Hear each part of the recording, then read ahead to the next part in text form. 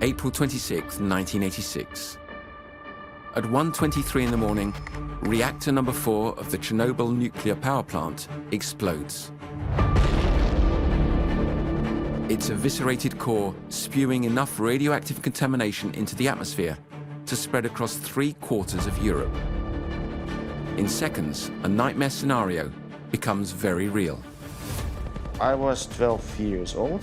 My father called my mom, and he just told my mom not to let me go on the street. There were many children who were coughing, and no fever, nothing in the lungs, and we didn't know why. It remains the greatest civil nuclear disaster in history, and the most thoroughly studied. How could such an accident have occurred at this closely monitored, state-of-the-art power plant? What's so paradoxical is that it was a safety test. Around 12:30 a.m., they didn't understand what had happened. The workers weren't prepared for this kind of situation, so when it happened, they didn't know what to do. After the explosion, limiting the damage became a deadly race against time in a suddenly poisoned environment. In the years that followed, nearly 1 million people were mobilized to clean up Chernobyl. These people, known as liquidators, risked their lives to do their job. It's thanks to them that we were able to clean up the area. There was no plan. Respirators, they're out of order in 3-4 hours. At the same time, we were forced to use them all the time. They built gigantic structures to contain the uncontainable, including a concrete sarcophagus, a tomb to hold a nuclear monster that won't die for centuries. The fourth reactor needed to be covered up, but they also needed to bury all sorts of radioactive waste. And the best solution anyone could come up with was this sarcophagus to isolate the waste. 30 years later, an arch was built to encase reactor number 4, a last desperate attempt to lock away the horror. The Chernobyl arch is clearly a feat of technology. So enormous you could fit Notre Dame Cathedral inside it, for example. The disaster was relived through Craig Mazin's hugely successful television series in 2019. But was the program completely accurate? What really happened at Chernobyl? And how does it affect our health and the health of our planet today? This is a minute-by-minute account of one of the most terrifying tragedies in modern history, through the eyes of those who lived through it and those who have studied it.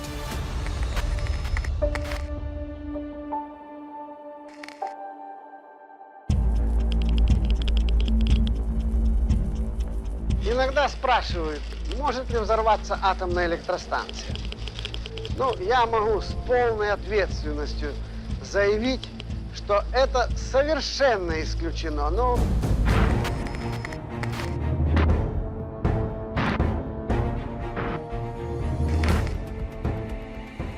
Located around 100 kilometers north of Kyiv, Chernobyl was a town in the Soviet Republic of Ukraine, a member of the USSR.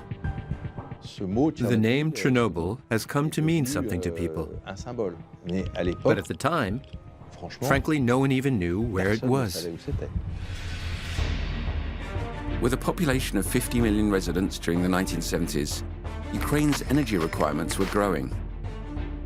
To meet these new requirements, the Soviet authorities began the construction of a nuclear power plant 18 kilometers outside the town of Chernobyl.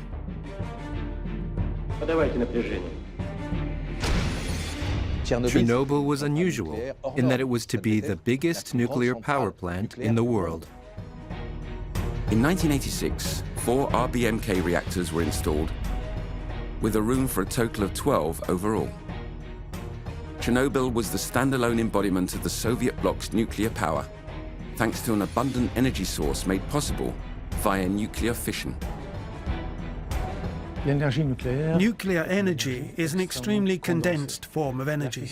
The fission of 1 gram of uranium can produce the same amount of energy as 2 tons of fossil fuel. The principle of nuclear fission is simple. A nuclear fuel contains uranium or plutonium atoms, which are bombarded with neutrons. When a neutron hits an atom, it splits it apart, releasing the energy inside and producing new neutrons. In turn, these new neutrons hit other atoms, splitting them, releasing the energy, and producing even more neutrons. It's what's called a chain reaction.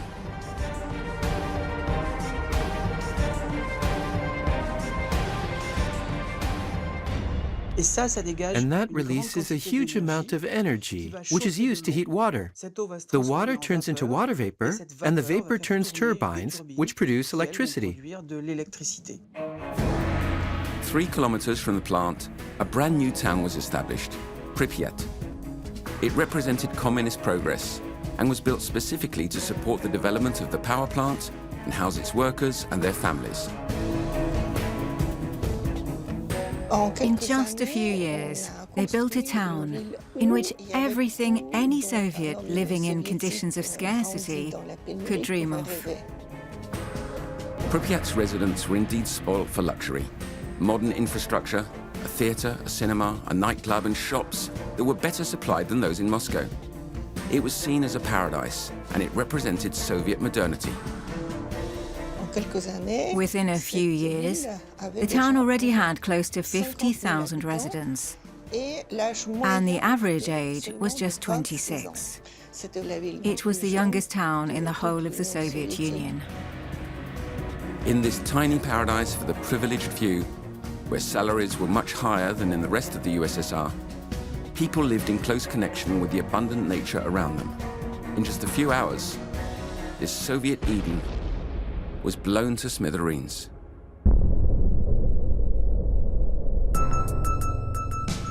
On Friday, April 25th, 1986, the residents of Pripyat were going about their normal routine, enjoying the unusually summery temperatures. They were light years from imagining that that night would bring an end to their happiness. On that day, at the Chernobyl power plant, the 4th reactor was due to undergo some tests. What's paradoxical is that it was a safety test. The big difficulty with nuclear power plants is that you have to constantly cool them, even when they're not working. And to cool them, you need the cooling pumps to work, and for that, you need electricity. So the question is, what happens to a reactor if there's a power outage? In the event of a breakdown, there are emergency generators which take over, with an activation delay of anything from a few seconds to a whole minute. During that minute, if the reactor isn't being cooled, there's a chance of nuclear fusion within its core, which would lead to a serious accident. This was exactly what the plant's engineers wanted to check, that there would be enough power in the turbines to run the water pumps which cooled the reactor.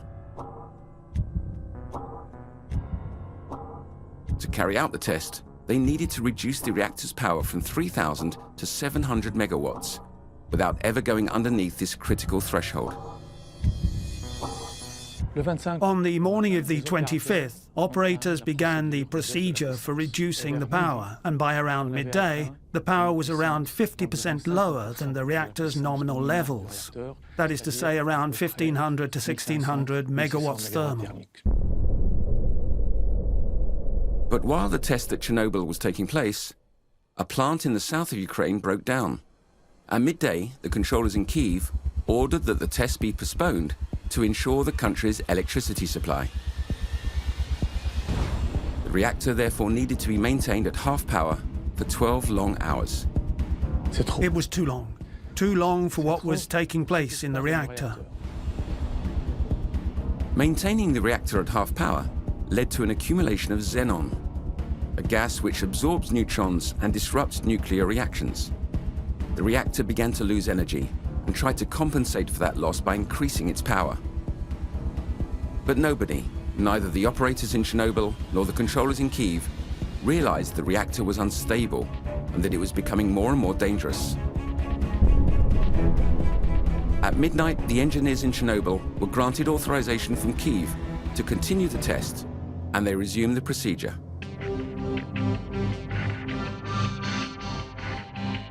At 12:05 a.m., having reduced the reactor's power to 720 megawatts, the operator halted the procedure. But the reactor didn't respond as expected. Under the incredulous gaze of the technicians, the power continued to drop despite the fact that the operation had been halted. Unable to understand why, their anxiety mounted. At 12:28 a.m., the power dropped to 500 megawatts and continued to drop at a phenomenal rate.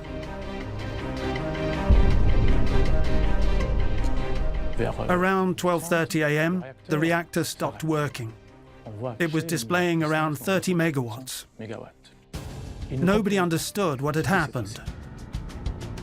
But the deputy chief engineer, Anatoly Dyatlov, who was supervising the teams on site, was determined to see the test through. He was following orders received from director Viktor Bryukhanov, who was sleeping peacefully at home. Neither of these men wished to end up on the wrong side of the regime. Ignoring his team's warnings, Dyatlov ordered for the test to continue. And even though his team was aware of the risks, he absolutely had to stick to the plan, or he risked losing his job. The test was resumed and the core was transformed into a ticking time bomb. The operators could see that power was increasing ever more rapidly. At 23 minutes and 25 seconds past 1 in the morning, the core reached its maximum potential. The pressure became too much. 15 seconds later, in a final act of panic, the foreman pressed the emergency stop button. But the damage had already been done. Stopping a reactor means inserting bars to absorb the neutrons. Unfortunately, it was too late for that. This was because the RBMK reactors used at the plant had a design fault. A section of the emergency stop bars, which was supposed to stop nuclear fission, was made of graphite. But graphite is a fission accelerator rather than decelerator, a fact that nobody at the time was aware of. What's more, full insertion of the bars into the reactor took a total of 20 seconds, which was much too long a delay. When the bars were first inserted into the core, their effect was to accelerate the reaction before they could stop it. And since it took too long for them to be fully inserted, their insertion could not stop the accident. In the space of a few seconds, the power of the reactor increased to over 33,000 megawatts, more than 100 times its normal levels.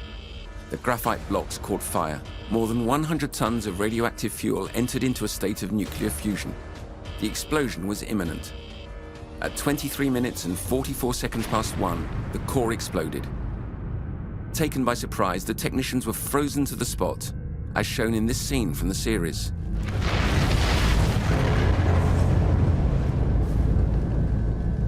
The reactor's huge lid, which weighed several tons, popped like a champagne cork. But at that moment, no one understood what had happened. The explosion was so indescribably forceful that it propelled radioactive material more than 1,000 meters into the air. A lethal cloud began to spread into the atmosphere, its radioactive emissions 200 times greater than those of the nuclear bomb dropped on Hiroshima. At the power plant, there was total confusion. The workers weren't prepared for this kind of situation. It was assumed such a disaster was impossible. So when it happened, they didn't know what to do. They had no idea. They woke up the plant's director. He made his way to the plant while the engine room burned. Despite the fact that there were hundreds of employees working on site, Viktor Bryukhanov, the plant's director, didn't immediately order them to evacuate. He had absolutely no idea that the fourth reactor had exploded. Some people living in Pripyat saw the fire from their windows, as shown in the series, but they had no idea of the scope of the disaster taking place. While the radioactive material was undergoing fusion inside the reactor, a fire was raging through the engine room. It wasn't until 6 a.m., nearly 4 hours after the explosion, that the order was given to call the fire brigade.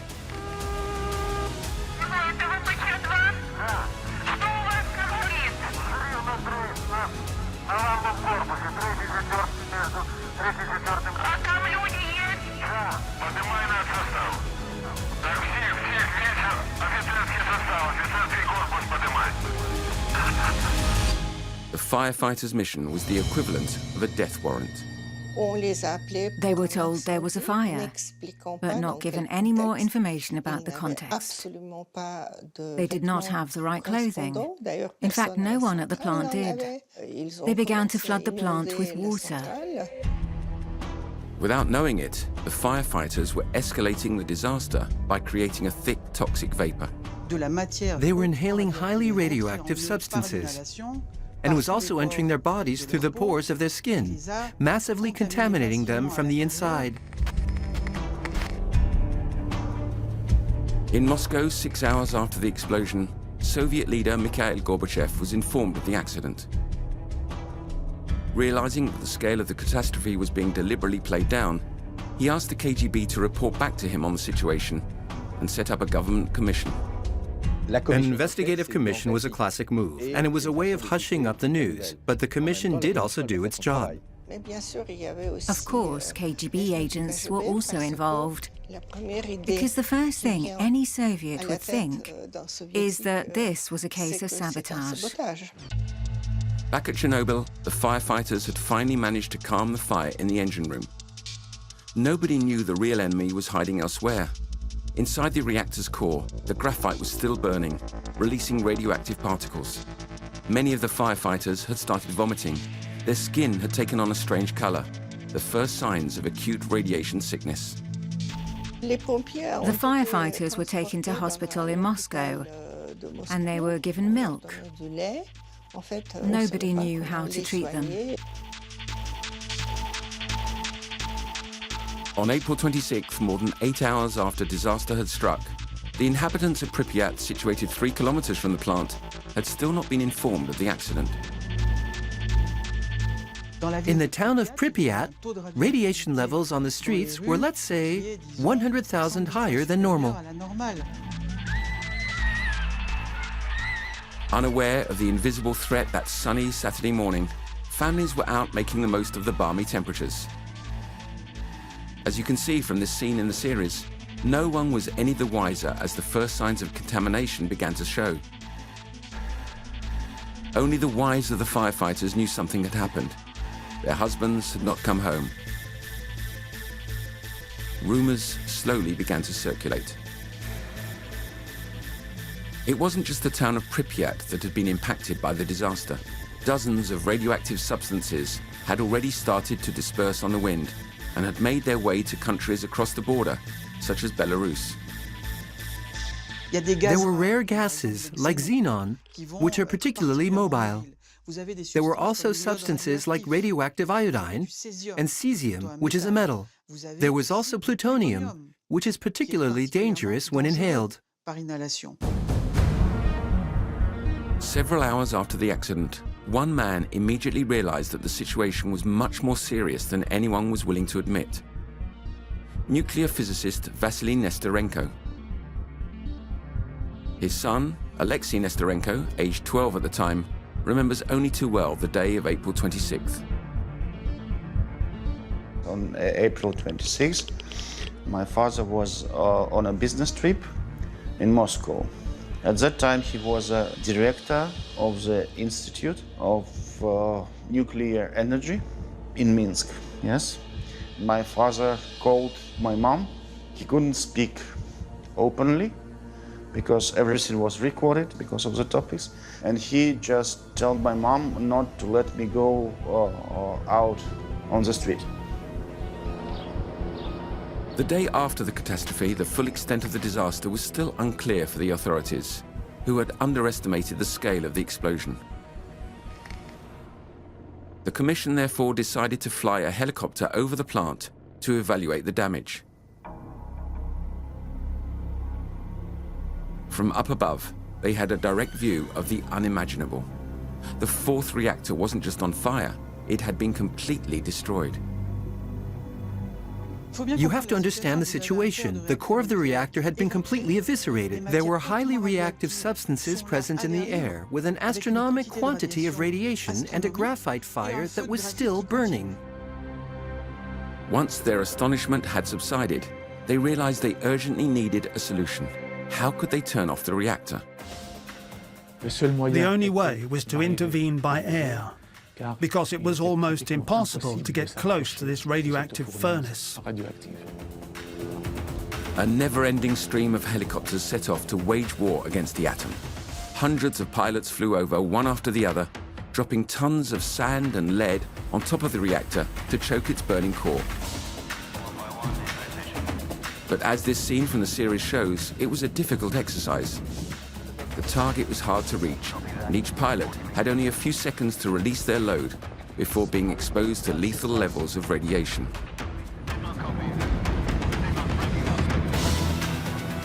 Внимание, внимание!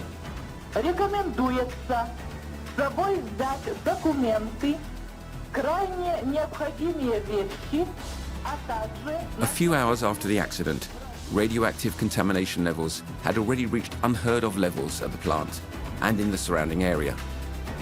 Neglecting to inform the population of the immediate danger, 36 hours after the explosion of Reactor No. 4, the authorities announced Pripyat's evacuation.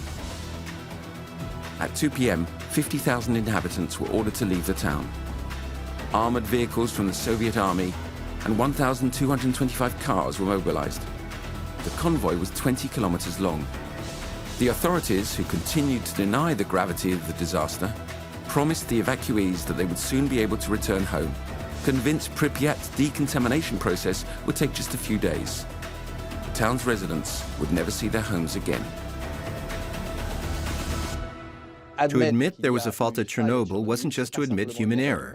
It would also be to admit a design fault that would cast doubt over the famous RBMK reactors built by the Russians and exported by the USSR all over the world. And that's what the Soviet leaders really wanted to avoid. And so Gorbachev was faced with a dilemma.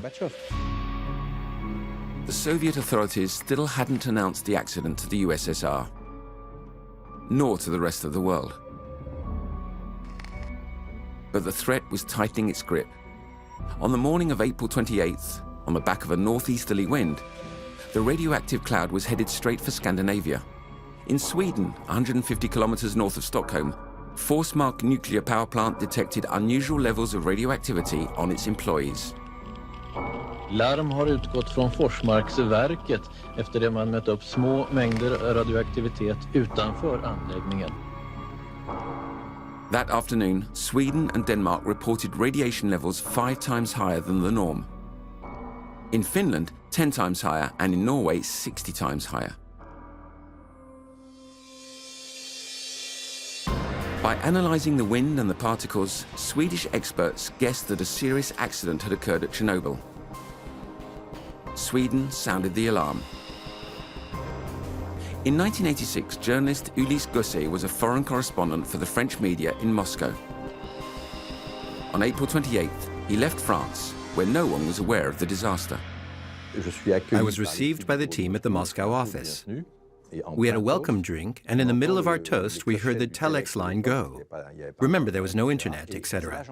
It was the TASS Russian agency publishing an urgent report entitled Condolences. На Чернобыльской атомной электростанции произошла авария. Поврежден один из атомных реакторов. There were no further details, and we all looked at each other dumbstruck, thinking, where on earth is Chernobyl?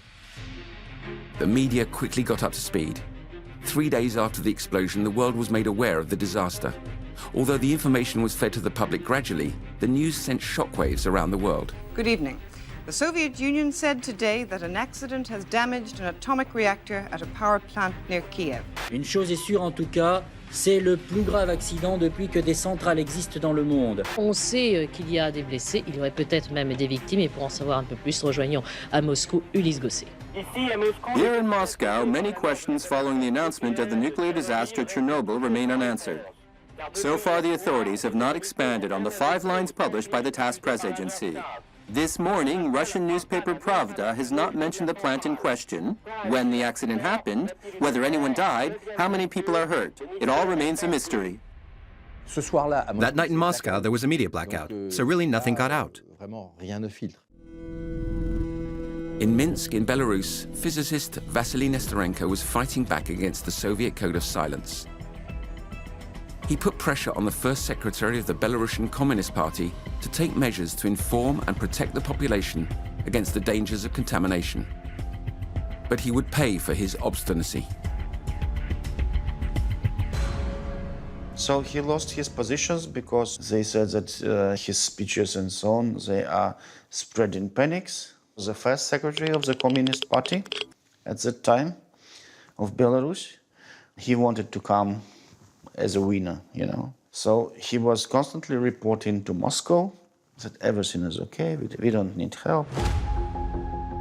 And yet Belarus was the country most severely affected by this radioactive cocktail. 80% of the radiation had spread over its territory, as well as Western Russia. Subject to a code of silence, fear and uncertainty began to filter even into healthcare establishments. Doctors were helpless against this sudden onslaught of patients. Alla Shapiro, a pediatric hematologist in a hospital in Kyiv, was one of them. She remembers having to treat hundreds of children from Pripyat suffering from radiation sickness. There were many children who were coughing and no fever, nothing in the lungs, and we didn't know why. We didn't have any knowledge about radiation, radiation syndrome. Nobody knew were the children sick or not sick. Nobody had knowledge about radiation. We did not study this in the medical school, so I went to the famous premier medical library in Kyiv, and I couldn't find any book about radiation. It was one of the Communist Party members who told them to remove all the books and journals from the shelves if the source contained the word radiation. The real information wasn't coming from the media. It was coming from people's kitchens, around the stove where people talked and passed on rumors. Information you received secondhand via a friend or acquaintance. The general ignorance surrounding radiation sickness led to some careless, even tragic decisions being made. Alla Shapiro witnessed this firsthand when she met a technician from the Chernobyl power plant. He had a manual which recommended, in the case of nuclear accident, drinking red wine. A completely absurd suggestion, which was nevertheless adhered to by many Soviets. So I mobilized all 4 generations of my family, and we went to the nearest grocery store, and there was not a single bottle of wine on the shelf. 3 days after the explosion, Moscow released its first statement, according to which the accident resulted in 2 deaths, 197 wounded, of which 49 had already left hospital. These numbers were a far cry from reality. Сейчас мы вам покажем фотографию, сделанную одним из сотрудников Чернобыльской атомной электростанции спустя короткое время после аварии. Как вы можете сами убедиться, никаких гигантских, как пишут некоторые западные агентства, разрушений и пожаров нет. Как нет и тысяч погибших. At the power plant, the helicopter pilots were overwhelmed by the difficulty of the task at hand. 7 out of 10 loads missed their target and landed next to the reactor. But there was no other way to put out the graphite fire. In Moscow, it was the weather that was making Soviet scientists panic. The wind had started blowing northeast, towards Russia's biggest cities. Moscow itself was in the firing line. We weren't talking about one cloud from Chernobyl, we were talking about many. When these contaminated air masses fly over you, the number of radioactive atoms is even greater if it's raining or snowing. Within a few hours, the Chernobyl storm clouds would fly over Russia. At the Kremlin, people panicked. Kate Brown, historian at the prestigious MIT University, has combed through thousands of pages of declassified KGB documents, as well as those from the United Nations and ministries from ex-Soviet republics. Her research has revealed a very unusual operation. And so the order came out in Moscow to send pilots up. They flew over the Chernobyl plant and they chased down those thunderheads, those big clouds. They let the clouds pass over the city of Gomel in southern Belarus, and then they seeded the clouds and made it rain on rural Belarus in order to save urban Russia. 200,000 farmers lived down there in southern Belarus. Millions of city dwellers lived in those big Russian cities. They didn't tell anybody in Belarus they had done this. They didn't even tell the head of the Belarusian Communist Party. He was the guy who ran the whole country. And so that created a second Chernobyl zone that nobody knew about. 6 days after the catastrophe, the authorities mapped out an exclusion zone with a radius of 30 kilometers and evacuated nearly 100,000 people from the area. This decision came to those evacuated as a complete shock. And yet, without knowing it, certain local residents were transferred to zones with even higher levels of radiation than the one they had left. This was because the circular shape of the exclusion zone, which followed the blueprint for the spread of radiation from an atomic bomb, turned out to be unsuitable in this instance, as instead the radiation was spreading according to wind direction. In Moscow, the radiation consequences had become obvious. The firefighters and plant technicians who'd been severely exposed in the first few hours of the accident had started to succumb to its effects, as shown in this scene from the series. In the hospital, they were each put in their own seclusion zone. They weren't given much treatment because no one wanted to go in. Their families weren't allowed in either. They were told, "This is no longer your husband, this is a radioactive object." Their internal organs were literally disintegrating. They were spitting out bits of their lungs, their livers, etc. After a few days, they couldn't eat anything. It was a fairly quick descent into hell. For 3 weeks, more than 1,000 helicopter pilots had been tirelessly taking turns to put out the reactor at Chernobyl. On May 9th, they finally managed to put out the graphite fire. The overconfident authorities believed they had triumphed over the monster. Their victory barely behind them, a series of hasty decisions was made. The site had to be cleaned up at all costs, despite the still extreme levels of radiation there. There was really no discussion about what are we going to do about this as a public health problem. None at all. Their biggest concern is to get that plant going again. The other reactors that are still intact, they want them running again, so they have to get the place cleaned up. And to do that, they needed to move highly radioactive pieces of graphite from the roof of the third reactor and drop them into the open, smoldering core of reactor number 4. But the radiation levels were so high that no robotic equipment could take it. The Soviet authorities therefore decided to send in young soldiers who were simply sacrificed to the nuclear disaster. They hadn't been trained for the brutal mission that awaited them, nor were they given any effective protection. They are known as the Chernobyl liquidators. They are the real heroes of this story. The levels on the reactor's roof were practically lethal. The cleanup process took weeks. Each operator had only 90 seconds to throw a shovelful of graphite into the fourth reactor's gaping chasm. While the young soldiers were clearing all the third reactor's roof, tens of thousands of soldiers and civilians were mobilized from all over the USSR to clean up the zones around the plant.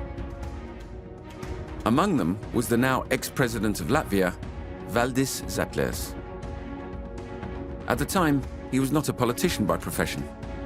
I was a surgeon, I was a lieutenant in the Soviet Army, reserve medical officer. I was doing my surgeries, being in a hospital, and on the 8th of May, the staff informed me that the army is going to pick me up. There was no choice. As this scene in the series shows, some liquidators were tasked with slaughtering all non-consumable livestock, as well as pets. Other units decontaminated houses as well as the trucks that went back and forth into the exclusion zone just by hosing them down with water. If contamination levels were too high, the whole village was simply buried. What happened was that they were kind of in a rush. So it was like, come on, make a pile, bury it, cover it up. But this wasn't landfill. When we talk about landfill, we're talking about geological storage, hundreds of meters deep. At Chernobyl, it was all very close to the surface. It's right there. The liquidators' working conditions were extremely challenging, as well as dangerous. The army commanders, they didn't know what to do. There was no plan. Respirators, they're out of order in 3-4 hours. At the same time, we were forced to use them all the time. The clothes, it's anti-chemical clothes, not anti-radiation clothes. And the first task was just to take about 1 inch of the soil and about 2 meters around the houses. It's absolutely stupid, because in 2 days the wind blows back and everything around is contaminated, and there's no sense of 2 meters of free land. The decontamination process was just the transportation of radioactivity from one place to another, but that didn't make it disappear. In Moscow, 3 weeks after the accident, the noose was tightening. The international community wanted answers from the Soviet Union. Its leader, Mikhail Gorbachev, was feeling the pressure. Все вы знаете, недавно нас постигла беда. Авария на Чернобыльской атомной электростанции. In some ways, Gorbachev broke a taboo on May 14th by admitting for the first time that such a disaster had occurred in the country. He had to admit the truth, and he did. That was already great progress, but it wasn't enough. Immediately after this speech, the Kremlin started working towards 2 objectives. First, to intensify the site's cleanup operation, and secondly, to make use of this replica war effort to rekindle the country's reputation. By broadcasting images of the liquidators, they could show the world a shining example of Soviet heroism, as well as offer proof that the disaster was under control thanks to their courage and determination.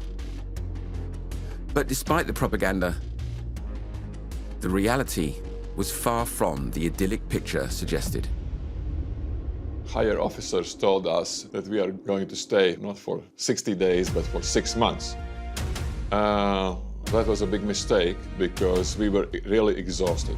Not physically exhausted, but we were exhausted psychologically.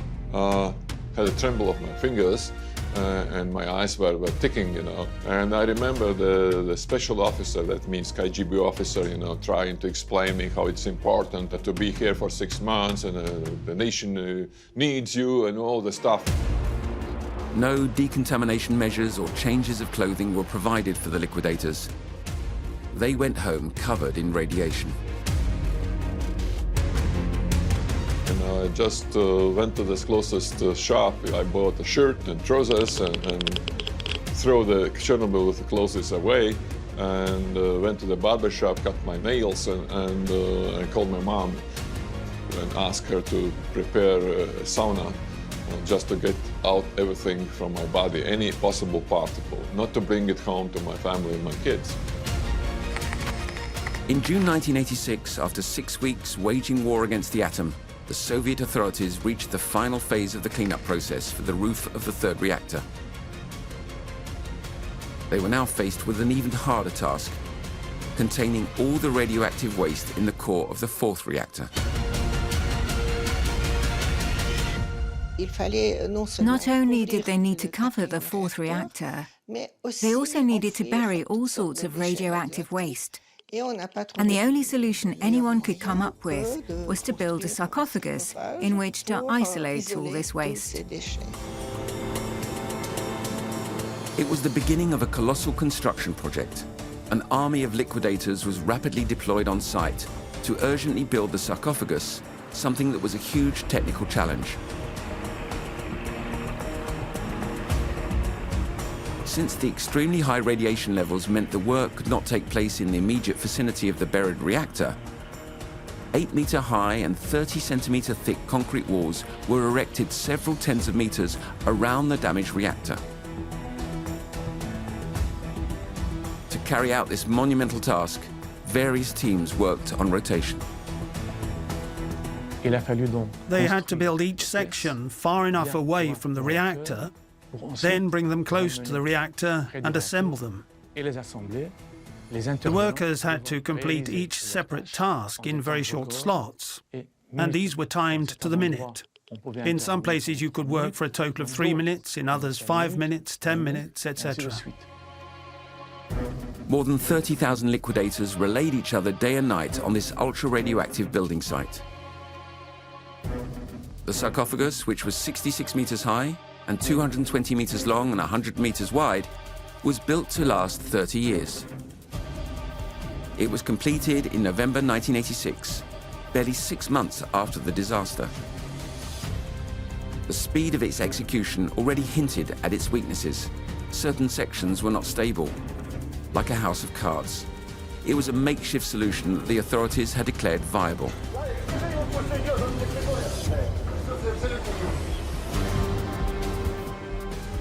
Six months after the disaster, the exclusion zone around the power plant had reached a surface area of 4,000 square kilometers, 5 times bigger than New York City. A territory unfit for human habitation for the next 24,000 years. In Vienna, the IAEA, the International Atomic Energy Agency, blatantly minimized the real scope of the disaster's health and environmental consequences.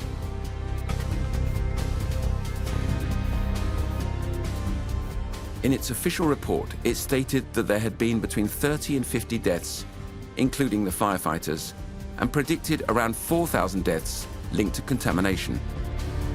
The Soviet government published guidelines for people who were living in contaminated zones. The guideline starts out very soothingly. Don't worry, everybody is safe. But please follow the simple advice. Don't eat wild products. Don't eat mushrooms or berries from the forest. Better not to eat local farm produce. Better, in fact, not to even enter the forest. A year after the disaster, a show trial condemned 6 plant supervisors to sentences of up to 10 years in a prison camp. A verdict that pointed the finger at human error to hide the design faults of the RBMK reactors and divert attention away from the thousands of victims to come. This lack of transparency from the Soviet regime paved the way for a new era. When I arrived in Moscow, I was told, "You'll see, nothing's going to change, the system will endure." And in fact, everything changed. In June of 1989, the Soviets published for the first time a map of radioactive fallout around the Chernobyl zone. And people who were living in the second Chernobyl zone in southern Belarus learned that they've been living for 3 years now in really high levels of radioactivity. And that just creates a political explosion. The population's anger grew, and it became obvious the reality of the Chernobyl disaster's consequences could no longer remain hidden. Mikhail Gorbachev begged the IAEA and other UN agencies to finance a study into the health of the populations concerned. In summer 1990, 4 years after the disaster, 20 doctors were sent into the field. They found a lot of people who were sick. Chronic respiratory infections, chronic problems with the immune, especially children with autoimmune disorders, strange skin rashes, thyroid problems. In 1991, 5 years after the disaster, the Soviet Union, already in the final throes of its existence, finally succumbed to the weight of Chernobyl. The disaster had led to the mobilization of almost 1 million liquidators and had cost billions of rubles. Belarus and Ukraine declared their independence, precipitating the collapse of the USSR. But the core of the 4th reactor, hidden behind the walls of the great concrete sarcophagus, remained a threat. Designed to contain the radioactive poison for 30 years, whilst a more long-term solution was found, the walls of the sarcophagus had started to crack much earlier than expected. Every day, a little more radiation was escaping from this fragile structure, giving people a glimpse of a much greater catastrophe if a solution wasn't found urgently. When they assembled it, lots of pieces didn't fit together perfectly. So even just after construction had been completed, it wasn't airtight.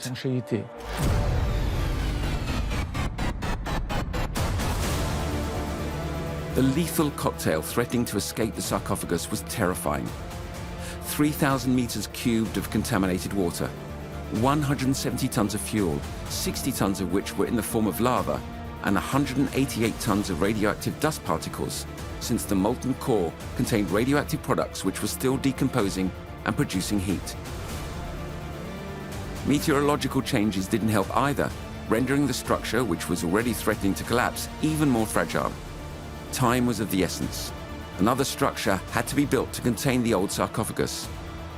But it wasn't until 30 years after the disaster that a solution was finally found.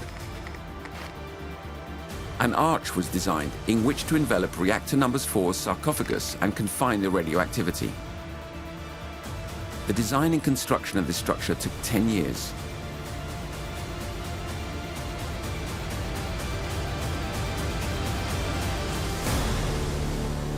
The Chernobyl arch is clearly a feat of technology, given that such a huge structure had to be assembled and then moved to cover the old sarcophagus, which itself was enormous. So enormous you could fit Notre Dame Cathedral inside it, for example. The arch was designed to be mobile, which meant it could be transferred in several sections and positioned around the reactor before its final position was set in stone. Its height of 108 meters was necessary to guarantee its stability and effectiveness once installed. It was built by 10,000 people from 30 different nationalities, and it took 25 million working hours. The steel arch was installed in 2016 over the sarcophagus.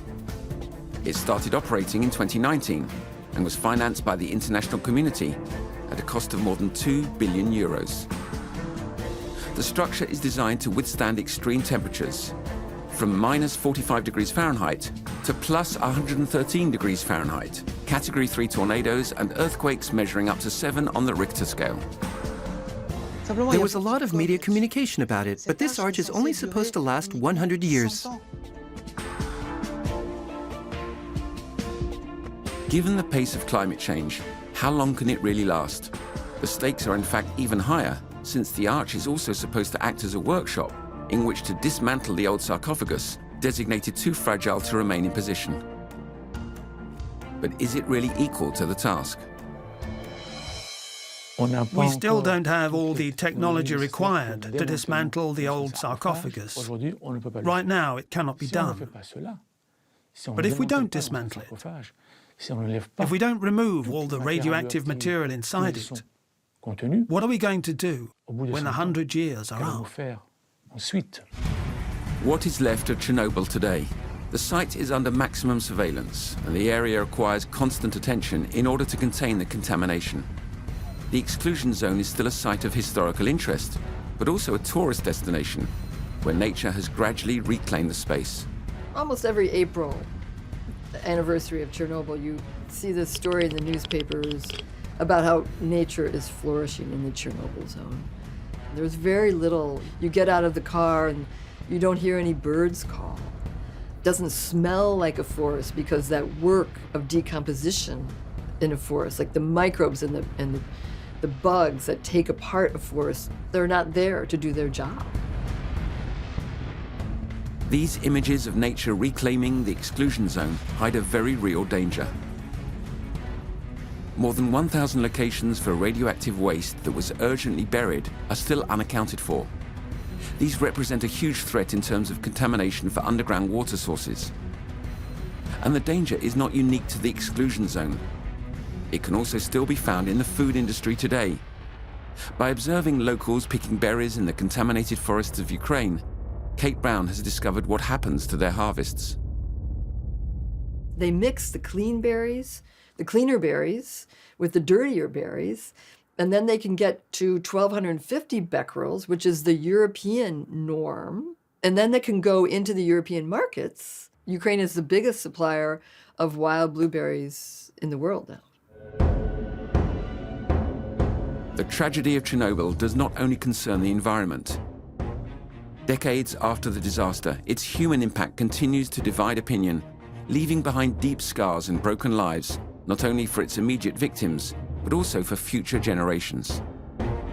there is a certain percentage that this even small dose of radiation which I got in 1986 influenced on me on a way that I can pass my genetic deterioration to my children, and my children can pass it to grandchildren.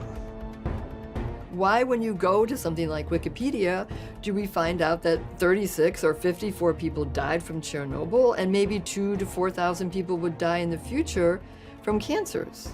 It's clear that, unfortunately, we will never be able to quantify the health consequences of this disaster because too many documents have disappeared. Too many things that should have been put in place were not, and now it's too late. Although studies on the survivors of the Nagasaki and Hiroshima atomic bombs, who were exposed to massive radiation doses in one small moment, have been consulted, the question remains, what about the small, invisible but continuous doses the inhabitants of the contaminated Chernobyl zones are subjected to?